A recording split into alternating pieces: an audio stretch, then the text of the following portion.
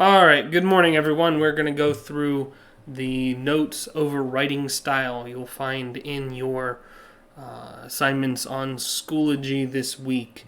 When you open it up, the first thing you'll see here is the rubric you're being graded on using full sentences and completing the assignment where applicable. Okay, so first thing we need to do is open this up inside of Kami. And I want you to, before we begin, look through this list of words here and just tell me yes or no to whether or not you've heard of them or you think you know them. So writing style, style writing. If you think you know it, say, I think I know this. Okay, you can tell me what you think it is. I think it is blank. Okay, if you don't know what diction is, just say, no, I have never heard of this. Okay, try to use full sentences if you would. Okay, go ahead and do that right now for all of these, and then unpause this video and continue. All right, we're going to go through the PowerPoint here. It's pretty self-explanatory. You could read it on your own, but I will go through each point of it here with you as well. So this is writing style. We'll get to cause and effect a little later. Starting with style. Style is an umbrella word. It just kind of encompasses or includes everything that we're going to talk about today is part of style. So style is the way that an author writes. I'm not talking about like whether they use cursive or fancy lettering, just overall, how did they write it? What did they do? It includes diction, tone, language, figurative language, literal language, mood, sentence structure. All of that we're going to talk about here in a minute. So as I go through this, I want you to now go back to your notes sheet and come down to this second page and write that down for me. Writing style is the way an author chooses to write. Okay, you can copy it down word for word from the slide, or you can copy it down just the way that you understand it. Okay, do that for each of these and turn this in when you're done. All right, continuing on, our first type of writing style is diction. Diction is the writer's choice of words. Did they choose to use the word fat, or did they choose to use the word obese? It makes a very big difference in how the writing comes across. So diction is the writer's choice of words. Again, go back through and make sure you write that down.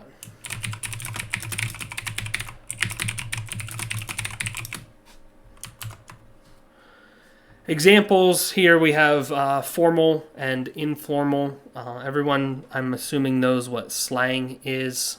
Slang is the way that you talk with your friends. That's just another way of saying informal and formal is slang versus not slang. Recently, I've heard the term code switching used to describe this when you talk one way around your parents and a different way around your friends. So this is still underneath of diction. Make sure you're writing this in your notes. Listen to the difference in these examples. Here we have the formal speech. He could never have done that of which he is accused, versus the informal. He couldn't have done it. The difference here, could never have done versus couldn't have. There's maybe like 2-word difference there. And then accused versus just not even saying that in the first place. Accused is a very formal word. Bringing accusations against you is much different than saying, I think you did this. Another good example here at the bottom, good morning versus what's up. Good morning is something you might say to your teachers or to your parents, whereas what's up is something you would say to your friends. So this is, again, diction. Your word choice makes a difference in your formal and informal. So go ahead and make sure that you put that down in your notes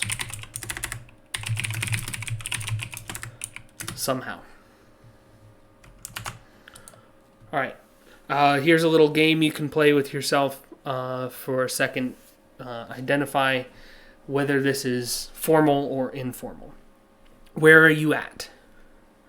I have a ravenous appetite for my mother's cuisine, as I have not had the opportunity to experience it since last autumn. Y'all come back now for some more of that pop when you get thirsty. Okay, so what do you think? Which ones of these are formal and which are informal? Pause the video to think about it for a second. All right, so the first one is definitely informal. It's not even proper grammar. Where are you at is the way we should say that. The second one is definitely formal. Ravenous appetite versus I'm hungry. For my mother's cuisine versus for my mom's cooking. Haven't had the opportunity to experience it versus I haven't had it since. Okay. And the last one, y'all come back now, is definitely informal. It also goes back to dialect. If you know what accents are, a dialect is just an accent that's written down. Moving on to sentence structure. Sentence structure is the way we organize our words in a sentence. If diction is the words we choose, sentence structure is the way we choose to arrange them. Okay, here's our example. I went to the store and saw my friend on the way, versus going to the store, I spotted my friend and stopped to talk. The first sentence goes straight through, whereas the second sentence stops with that comma, is interrupted, and creates two separate parts to the sentence. So when we're talking about sentence structure, it helps to have different types of sentences for us to talk about. And the first type that I'll tell you about is simple sentences. Simple sentences are short sentences, as the name would suggest. They create suspense or excitement by driving the story along at a quick pace. When we use short sentences, it's like we're directing an action movie where everything is flying by at 1,000,000 miles an hour. Listen to this example and see if you can hear how fast it goes by because of these short sentences. Stop! The officer shouted. It was too late. Annie leaped. Splash! He'd almost cleared the canal. Oh well, wet feet never killed anyone, he thought. Notice how the last sentence, oh well, wet feet never killed anyone, isn't a simple sentence. It breaks itself up using commas and slows down the action right at the end after this character has splashed into the water. If a simple sentence is a short sentence, it shouldn't surprise you that a complex sentence is a long sentence. Complex sentences slow us down and give us a chance to add more detail to the story that we're telling. Okay, so listen to this example. This is all one sentence.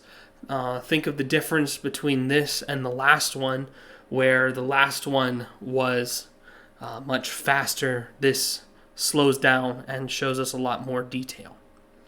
Mrs. Gray was 30, and so sweet and so lovely, you cannot imagine it. And Sadie was 1, and just like her mother, just a darling little copy of her, with a toothy grin and eyes filled with excitement.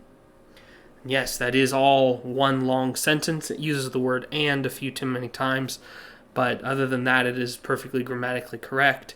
And you can see how that slowed us down a lot to give us a lot more detail. Whereas the last one, we had so many running, jumping, splashing, and all that. So make sure that you've copied this down onto your notes about sentence structure.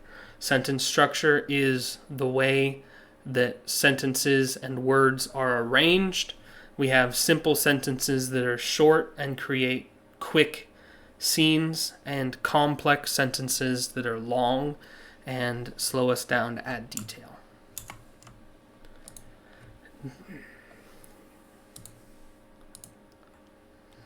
Next up is figurative language. Figurative language is something that you should all have learned back in 5th grade. If you don't know it, you need to come talk to me. It's the hyperboles and the metaphors and similes and personifications. Okay, so language that goes beyond the literal meaning of a word. So here's our example. The eerie sound pulled me down the hall as if I were a dog on a leash. That sentence includes personification, where the sound is pulling you. Sound doesn't have arms, so it can't actually pull you. And as if I were a dog on a leash is a simile because it is a comparison using like or as. Again, if you're not very familiar with figurative language devices like hyperbole, simile, metaphor, and personification, then you should come talk to me as soon as possible. Okay, make sure that you take a second to write a sentence about that in your notes.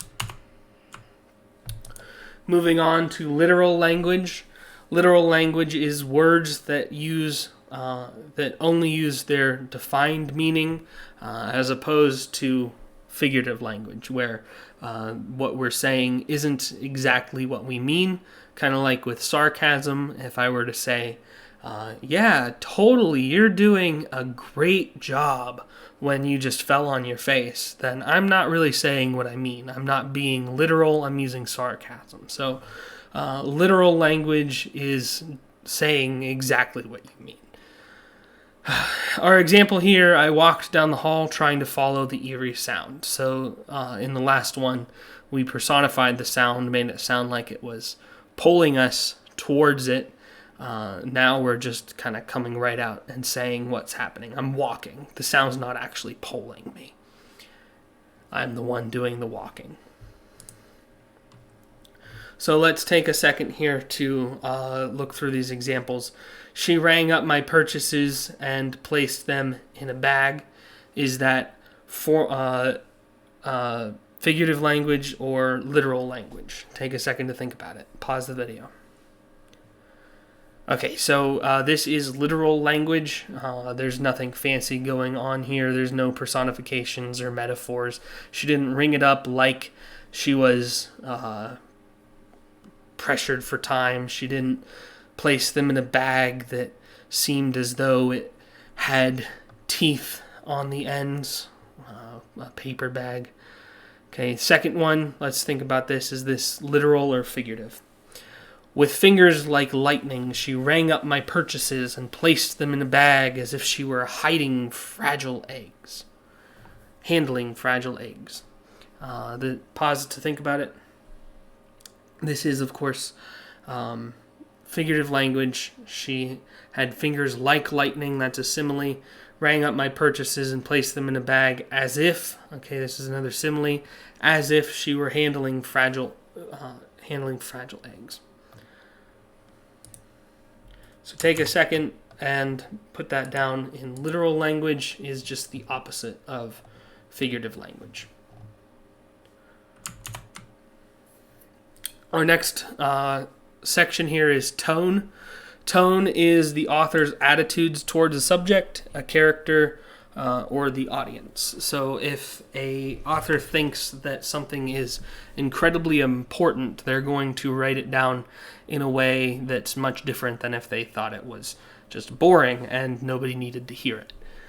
So when we talk about tone, we want to think of an adjective that describes the way that the author is writing.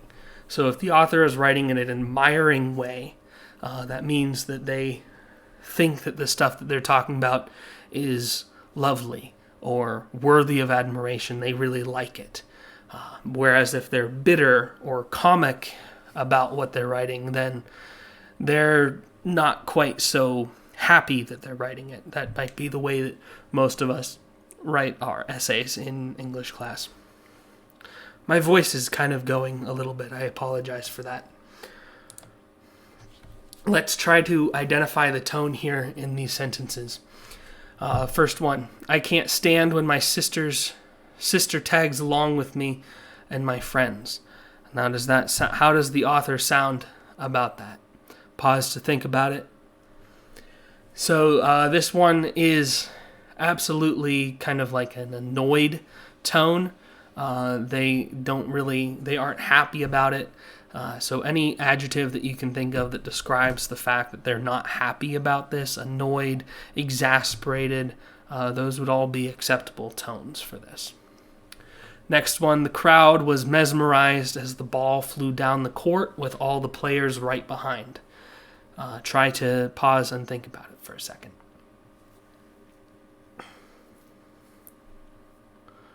Okay, so this one is a little more difficult here. Let's pull up our cheat sheet.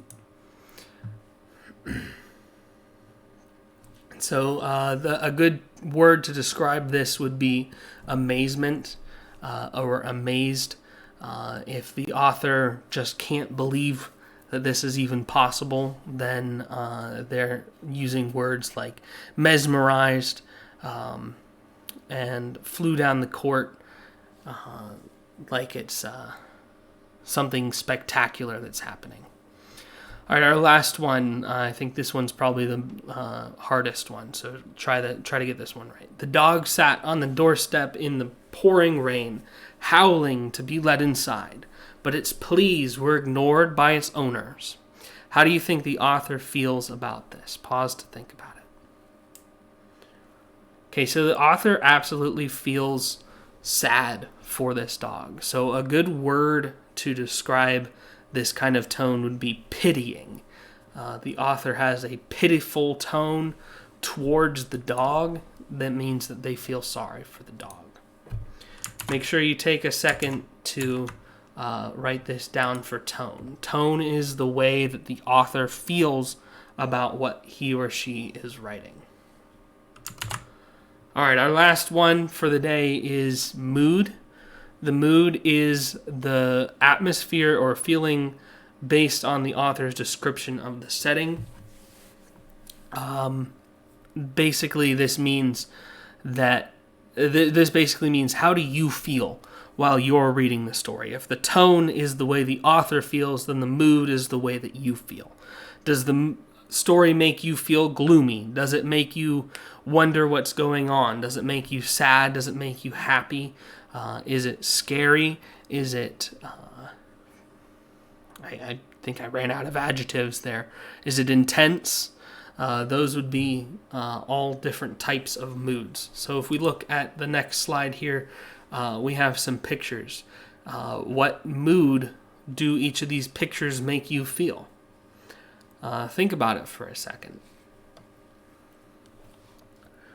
So if you actually thought about it, you might think the first one makes you feel kind of excited. We've got a concert going on, a lot of lights, there's a lot of excitement in the air. That would be the mood of that picture. The second one over here with the graves would definitely be sad or somber, blue, solemn. Those are all words that would describe the mood of something like this. Then one with the fire, I think you could do exciting or scary, terrifying, horrifying. Any of those would be good words to describe the sight of a house burning down. Now, if you said happy, then we need to have a talk. The last one you can say happy about, though. Nice, peaceful sunset with the boat on the water. That would be the way that you should feel about this last picture here.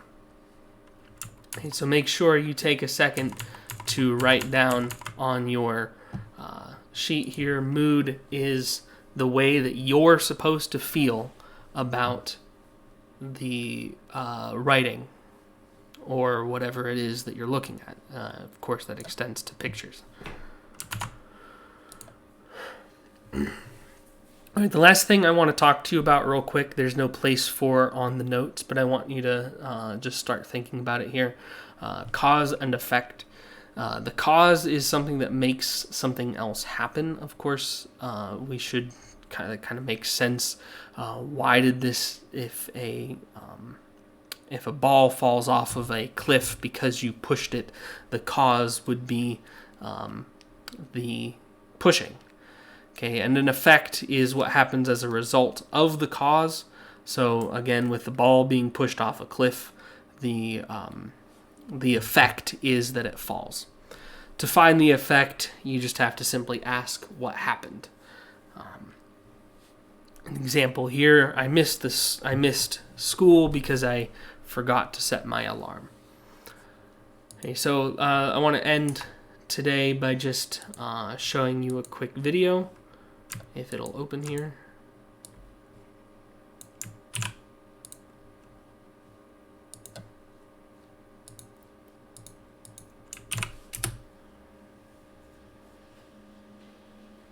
Okay, so this will kind of illustrate the cause and effect. That man is covered in paint, by the way. That is paint.